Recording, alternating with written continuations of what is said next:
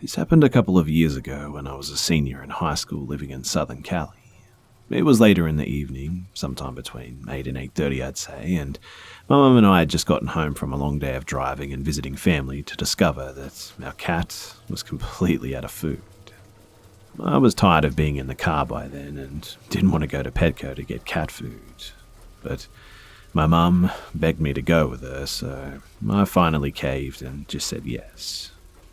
Looking back now, though, I'm just so grateful that I did, because if I hadn't have decided to go, I think there's a good chance that my mum would never have come home. Another important detail that I want to mention is that the windows on the car that my mum had were extremely tinted, making it pretty much impossible to see into the car. So we pull into the parking lot of Petco and I look around and notice that there's only a few other cars, with one parked a few rows to the back of us.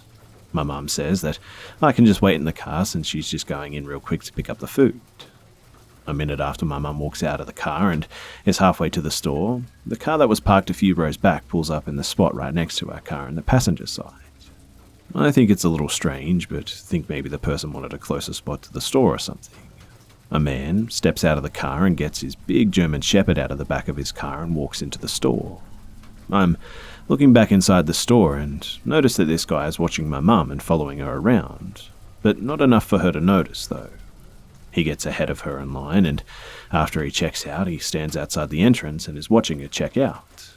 My mum walks out of the store and the guy starts walking behind her too. At this point, I'm starting to get a really bad feeling and I'm pretty creeped out, I must admit. When my mum gets back to our car, she opens the back to put the cat food in, and the guy opens the back of his car right next to ours and starts talking to her and motioning for her to come and look at something in the back of his car.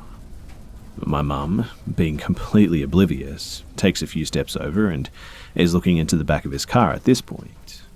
His hand starts to move towards his waist though, and I immediately start yelling at this point for her to get in our car right now.